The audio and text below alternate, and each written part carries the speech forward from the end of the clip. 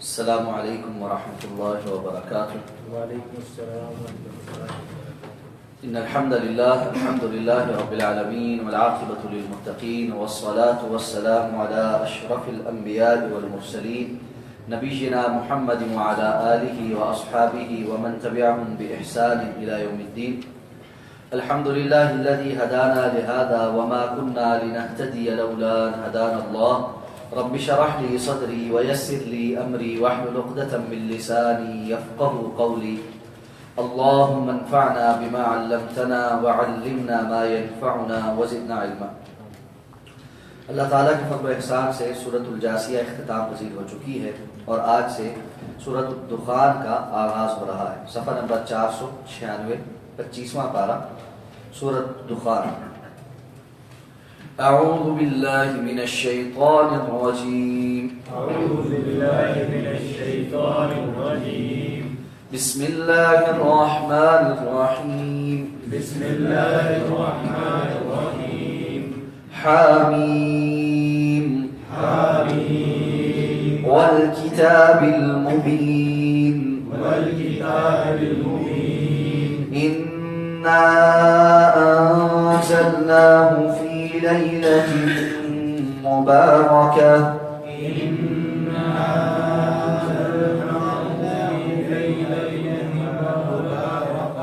इन्ना कुन्ना मुंज़िरीन।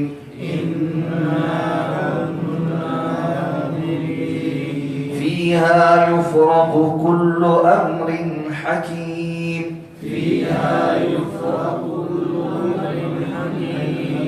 अम्रन मिन इंदिना।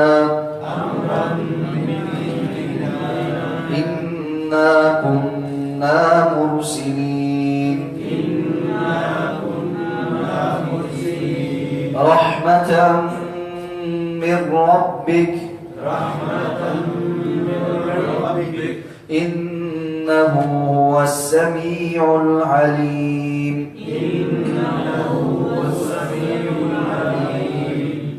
बिस्मिल्लाहिर रहमानिर रहीम। हामीम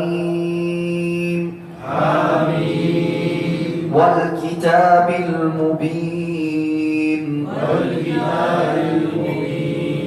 इन्ना अंज़लनाहु फी लैलतिन मुबारकह।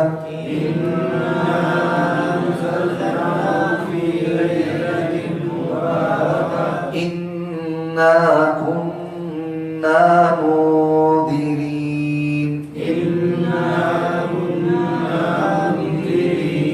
फीहा युफ़रक़ु कुल्लु अम्रिन हकीम।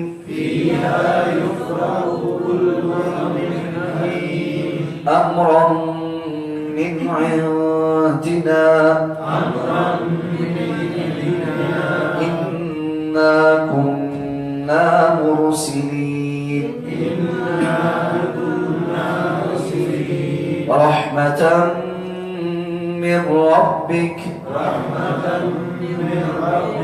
इन्नहु हुवस समीउल अलीम।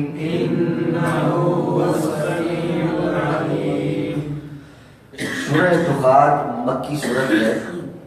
दुखान अरबी ज़बान में धुएं को कहते हैं। इस सूरत में ही आगे चल के आया मुबारका में फ़र्तक़िब यौम तअतिस समाउ बिदुखानिन मुबीन, चूँकि ये लफ्ज़ इस्तेमाल हुआ है इस निस्बत से इस सूरत का नाम सूरह दुखान है।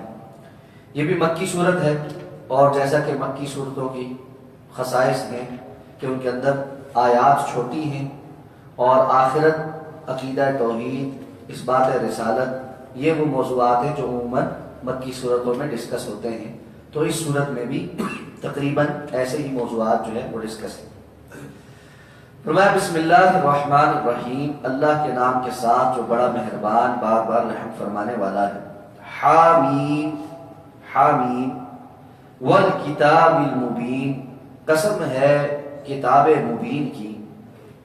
इन्ना अंज़लनाहु, बेशक हमने उसे नाजिल किया है, फी लैलतिन मुबारका, एक برکتوں والی مبارک رات میں انا کنا منذرین یقیناً ہم ہی ہیں جو کہ ڈرانے والے ہیں. فیہا یفرق کل امر حکیم اس کے اندر فیصلہ کیا جاتا ہے ہر محکم بات کا. امرا من عندنا یہ ہماری طرف سے حکم ہے. انا کنا مرسلین یقیناً ہم ہی ہیں جو بھیجنے والے ہیں. رحمتا من ربک آپ کے رب کی طرف سے رحمت ہے. انہ هو السمیع العلیم بے شک وہ بہت زیادہ سننے والا اور علم رکھنے والا. حامیم حروف مقطعات میں سے ہے اور گزشتہ 2 صورتوں میں بھی ہم جان چکے ہیں کہ یہ لفظ حامیم اس کا معنی اور مفہوم اللہ رب العزت کے علاوہ کسی اور کو معلوم نہیں. اب فرمایا والکتاب المبین اس کتاب مبین کی قسم ہے. کتاب مبین یعنی قرآن مجید اس کو کتاب مبین کہا گیا ہے یعنی یہ کھول کر بیان کرنے والی ہے, یہ واضح کر دینے والی ہے. کیا کھول کر بیان کرنے والی اور کیا واضح کرنے والی ہے؟ حق اور باطل کے درمیان فرق کر دینے والی, اللہ رب العزت کے احکامات کو وضاحت کے ساتھ کھول کھول کر بیان کر دینے والی, بغیر ابہام کے. جس بات میں لوگ اختلاف میں پڑے ہوئے تھے ان میں قول فیصل ہے, واضح بات بیان کر دینے والی ہے. اس لیے فرمایا انا انزلناہ فی لیلۃ مبارکہ ہم نے اس کو مبارک رات میں نازل کیا ہے اور ہم ہی ڈرانے والے ہیں. اور یہ رات ایسی ہے جس کے اندر ہر محکم بات کا فیصلہ کیا جاتا ہے اور یہ فیصلہ ہماری طرف سے ہوتا ہے. ہم ہی رسول بنا کر بھیجنے والے ہیں اور کتاب کا نازل کرنا بھی اور رسول بنا کر بھیجنا بھی یہ آپ کے رب کی رحمت کا اظہار ہے کہ اس نے لوگوں کی ہدایت کے لیے کتاب بھی نازل کی ہے اور نبی کو رسول بنا کر بھی مبعوث کیا ہے, اس لیے کہ وہ بہت زیادہ سننے والا اور علم رکھنے والا. ان آیات میں چند باتیں ہمیں سمجھ لینی چاہیے. سب سے پہلی بات تو یہ کہ قرآن مجید جو ہے اس کو اللہ رب العزت نے مبارک رات میں نازل کیا ہے. اب یہ مبارک رات کون سی ہے؟ قرآن ہی وضاحت کے ساتھ بتا دیتا ہے کہ سورۃ القدر میں انا انزلناہ فی لیلۃ القدر ہم نے اس قرآن کو لیلۃ القدر میں نازل کیا ہے. اور دوسری جگہ قرآن بیان کرتا ہے کہ شہر رمضان الذی انزل فیہ القرآن یہ رمضان کا مہینہ ہے جس کے اندر اللہ نے قرآن مجید کو نازل کیا ہے. تو یہ تحدید خود قرآن نے کر دی ہے کہ یہ لیلۃ المبارکہ کون سی مبارک رات ہے. یہ لیلۃ القدر کی رات ہے اور یہ لیلۃ القدر کون سی رات ہوتی ہے؟ یہ رمضان المبارک کی رات ہوتی ہے. رمضان المبارک میں یہ رات کب ہوتی ہے؟ صحیح بخاری کی اور دیگر احادیث کی کتب میں متعدد روایات اس حوالے سے صحیح سند کے ساتھ موجود ہیں. رسول اللہ صلی اللہ علیہ وسلم ایک دن گھر سے باہر نکلے. آپ صلی اللہ علیہ وسلم کے سامنے 2 شخص آپس میں بحث کر رہے تھے.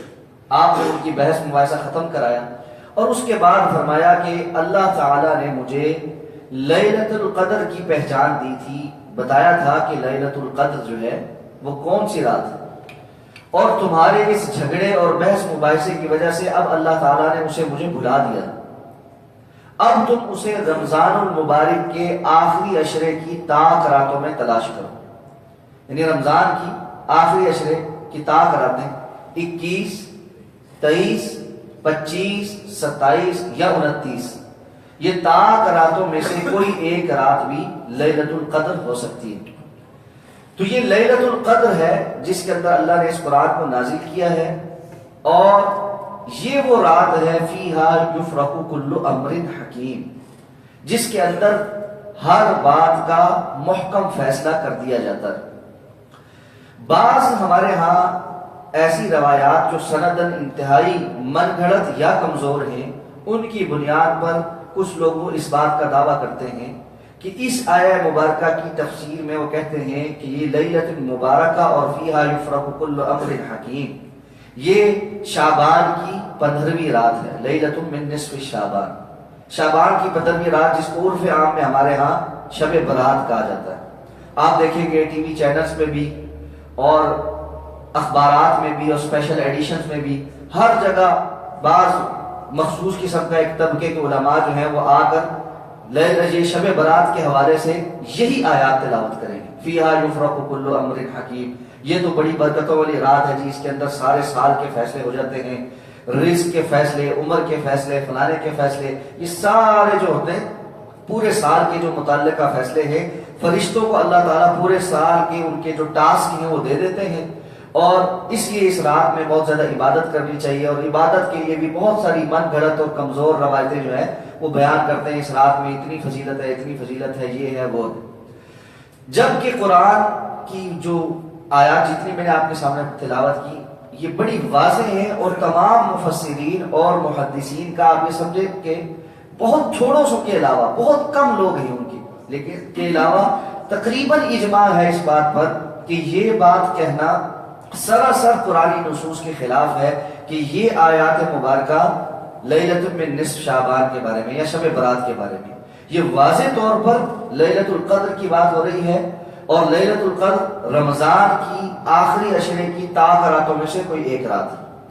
اب یہ بھی بات سمجھ لیں کہ قرآن مجید میں اللہ نے فرما دیا فیہا یفرق کل امر حکیم، یہ وہ رات ہے جس میں پورے سال کے لیے اللہ کی طرف سے محکم فیصلے نازل کر دیے جاتے ہیں. سورہ قدر میں بھی فرمایا انا انزلناہ فی لیلۃ القدر لیلۃ القدر خیر من الف شہر تنزل الملائکۃ والروح فیہا باذن ربہم من کل امر. یہ جو لیلۃ القدر ہے اس میں کیا ہوتا ہے؟ تنزل الملائکۃ والروح، فرشتے اور جبریل امین نازل ہوتے ہیں. کس لیے نازل ہوتے ہیں؟ باذن ربہم من کل امر، اپنے رب کی اجازت سے، اذن سے ہر بات کا فیصلہ لے کر. تو یہ وہ رات ہے جس کے اندر سال پورے کے متعلق جو احکامات فرشتوں کو ملنے ہوتے ہیں وہ مل جاتے ہیں. اس میں مستدرک حاکم کی ایک صحیح سند کی روایت ہے، حضرت عبداللہ ابن عباس کا اثر ہے. حضرت عبداللہ ابن عباس اس آیہ مبارکہ کی تفسیر میں بیان کرتے ہیں کہ تم کسی شخص کو زندوں میں شمار کرتے ہو، یا دوسرے الفاظ میں انہوں نے فرمایا کوئی شخص اپنے آپ کو زندوں میں شمار کرتا ہے جبکہ آسمانوں میں اس کا نام مردہ لوگوں میں لکھ دیا گیا ہوتا ہے. یعنی اس سال کی لیلۃ القدر میں یہ فیصلہ ہو چکا ہوتا ہے کہ اس سال جس نے مرنا ہے اس فہرست میں اس کا نام موجود ہوتا ہے، اور انسان کی پلاننگ میں ہوتے ہی نہیں کہ میں نے بھی مرنا ہے. اس لیے انسان کو اس بات کی طرف توجہ کرنی چاہیے کہ مجھے نہیں معلوم اس سال کی فہرست میں میرا نام ہے یا نہیں ہے. کتنے ہمارے احباب جو گزشتہ رمضان میں ہمارے ساتھ تراویحیں پڑھنے والے، روزے رکھنے والے تھے، اب ہمارے درمیان موجود نہیں، تو پتہ نہیں اگلے رمضان میں ہم نے موجود ہونا ہے یا نہیں ہونا. اس لیے انسان کو اس تیاری میں رہنا چاہیے کہ اللہ تعالیٰ کی طرف سے یہ فیصلے سال بھر پہلے ہو چکے ہوتے ہیں، اور اب پہلے تو اس سے بھی پہلے ہو چکے، لیکن فرشتوں کو یہ احکامات باقاعدہ دے دیے جاتے ہیں. دیکھیں ایک ہوتا ہے آپ نے کوئی فیصلہ کیا، دل میں کوئی ارادہ کیا، اور ایک ہے آپ نے اس کی تنفیذ کا آرڈر دے دیا. ٹھیک ہے، آرڈر دے دیا. یہ بالکل اس طرح دیکھیں، اس کو سمجھ لیں. ہم ایک ہے میرے دل میں خواہش پیدا ہوئی آج فلاں چیز کھانی چاہیے، اور دوسرا اس کا یہ ہے کہ اس کا کال کر کے میں نے آرڈر دے دیا. تو دونوں باتوں میں فرق ہے. اب وہ چیز زیادہ امپلیمنٹیشن کے قریب ہے. آپ نے کچھ بنانے کا ارادہ کیا، اور اس کے بعد اب آپ نے ٹھیکیدار کو اس کو بنانے کا آرڈر دے دیا، تو دونوں میں فرق ہے. بالکل اسی طرح فیصلہ تو اس وقت ہو چکا جب ہم اس دنیا میں آئے تھے کہ کیا ہماری عمر ہوگی، کیا قسمت ہوگی، لیکن اب اللہ نے تنفیذ کا جو آرڈر ہے وہ بھی فرشتوں کو پہنچا دیا. ملک الموت کے پاس جو فہرست ہے اس میں نام شامل ہو چکا. اب مجھے نہیں معلوم، آپ کو نہیں معلوم ہم میں سے کس کا نام شامل ہو چکا، کس کا نہیں ہو چکا. تو کیا ہونا چاہیے؟ غافل ہو کے سو جانا چاہیے اس تکے پہ، اس انتظار میں کہ نہیں میرا نام اس دفعہ نہیں شامل ہوا ہو. یا یہ کہ انسان کو تیاری کر لینی چاہیے کہ کوئی پتہ نہیں یہ میرا بھی یہ آخری سال، یہ میرے بھی آخری مہینہ چل رہا ہو، آخری ہفتہ چل رہا ہو، آخری دن چل رہا ہو، آخری لمحات چل رہے ہوں، کس حال میں ہوں، کس سوچ میں ہوں، کس فکر میں ہوں، اس کی تیاری انسان کو کرنی چاہیے. تو فیہا یفرق کل امر حکیم، ہر محکم فیصلہ اس رات کے اندر کر دیا جاتا ہے. امرا من عندنا، یہ ہماری طرف سے حکم، کوئی کسی اور کی طرف سے نہیں ہے. کیوں کہا گیا امرا من عندنا؟ بسا اوقات ہم کسی چیز کا آرڈر کرتے ہیں نہیں بھی تو پورا ہوتا. ایسا بھی تو ہو جاتا ہے نا، دنیا میں سارے حکم دینے والوں کے حکم پورے تو نہیں ہوتے نا. لیکن یہ کسی عام بندے کا مخلوق کا حکم نہیں ہے، یہ خالق کا حکم ہے، یہ مالک کا حکم ہے، جو رب العالمین ہے اس کا حکم ہے۔ اس لیے یہ تو نافذ ہو کر ہی رہنا ہے، اور اس لیے فرمایا انا کنا مرسلین، ہم ہی ہیں جو بھیجنے والے ہیں، یہ ساری باتیں آپ تک پہنچانے والے، کتاب کو نازل کرنے والے، رسولوں کو بھیجنے والے، ان احکامات کو بھیجنے والے، یہ سب اللہ کی طرف سے ہیں۔ وہ کون ہے؟ رحمتا من ربک، کیوں بھیج رہا ہے؟ یہ آپ کے رب کی طرف سے رحمت ہے کہ اس نے یہ ساری مخلوق کی ہدایت کے لیے بندوبست کیا ہے۔ اب یہاں پر رحمتا من ربک کہا گیا، آپ کے رب کی طرف سے، یعنی رسول اللہ صلی اللہ علیہ وسلم کو مخاطب کر کے کہا جا رہا ہے۔ یہ اس لیے کہ اللہ کے رسول صلی اللہ علیہ وسلم کو شرف کو زیادہ واضح کیا جا رہا ہے، آپ کا رب۔ جس طرح ہم بسا اوقات بچوں کو پیار کرتے ہوئے کہتے ہیں نا میں آپ کا بابا، آپ کا والد، یہ اس کا مطلب یہ تو نہیں ہوتا کہ باقیوں کا والد نہیں، لیکن بسا اوقات کسی بچے کے ساتھ زیادہ محبت کا اظہار کرتے ہوئے اس کی طرف نسبت کی جاتی ہے۔ جس طرح بچے بسا اوقات کہتے ہیں میں آپ کا بیٹا ہوں، تو اس کا مطلب یہ تو نہیں باقی اولاد نہیں ہے، صرف وہی ہے۔ یہ ایک زیادہ نسبت کا مقصد زیادہ محبت اور زیادہ شرف کا بیان ہے، اور جو اللہ رب العزت جس کی طرف اپنی نسبت کریں پھر اس کے شرف اور مقام کا کیا کہنا، یعنی جس کی طرف اللہ اپنے آپ کو منسوب کرے۔ اللہ تعالیٰ یہ بھی کہہ سکتے ہیں نا ہم نے کہا، اور بہت ساری جگہ قرآن نے کہا بھی ہے اِنَّا نَحْنُ نَزَّلْنَا الذِّكْرَ وَإِنَّا لَهُ لَحَافِظُونَ، ہم نے اس ذکر کو نازل کیا۔ لیکن یہاں پر انداز ایسا ہے کہ رسول اللہ صلی اللہ علیہ وسلم کو شرف کو بیان بلند کیا جا رہا، رحمتا من ربک، آپ کے رب کی طرف سے رحمت، آپ کے رب کی طرف سے رحمت۔ یہاں ایک باریک سا نقطہ ہے جو مفسرین نے بیان کیا ہے اور بڑا خوبصورت ہے۔ رسول اللہ صلی اللہ علیہ وسلم کی طرف جب بھی اللہ تعالیٰ نے اپنی ذات کی نسبت کی ہے، رحمت کی نسبت کی، اسی لیے اللہ کے رسول صلی اللہ علیہ وسلم کیا ہے؟ وَمَا أَرْسَلْنَاكَ إِلَّا رَحْمَةً لِلْعَالَمِينَ، ہم نے آپ کو رحمت للعالمین بنا کر بھیجا ہے۔ تو جب بھی اللہ کے رسول صلی اللہ علیہ وسلم کی طرف رحمت کی، اللہ کے رسول کی طرف کسی چیز کی نسبت ہوگی نا، آپ دیکھیں کہ وہ نرمی، رحمت اور برکت کی ہی ہوگی۔ تو اللہ تعالیٰ نے یہاں پر اپنی رحمت کی جب نسبت کی اور اپنی نسبت کی تو وہ بھی رحمت کے تناظر میں کی ہے۔ تو اس سے اب جو بندہ اس قدر رحیم رب اور اس قدر شفیق اور رحیم نبی اور رسول کے امتی ہونے کے باوجود اب اس رحمت کو نہ سمیٹ سکے، اس سے بڑا بدبخت کوئی اور ہوگا؟ انہ هو السمیع العلیم، وہی ہے جو بہت زیادہ سننے والا اور علم رکھنے والا ہے۔ آگے پھر اپنا اللہ نے مزید تعارف کرایا کہ صرف آپ کا ہی رب نہیں، اور بھی بہت ساری چیزوں کا رب ہے، کیسے ہے اور کیا اس کے دلائل ہیں، اس پر انشاءاللہ بات ہوگی۔ سبحانک اللہم وبحمدک، نشہد ان لا الہ الا انت، نستغفرک ونتوب الیک۔ یہ جو رحمت ہے یہ بھی اسی 1% کیوں نہیں ہے؟ ابھی 99% میں کہتے ہیں اللہ تعالیٰ نے قیامت والے دن۔ نہیں، یہ اللہ کی رحمت ہے،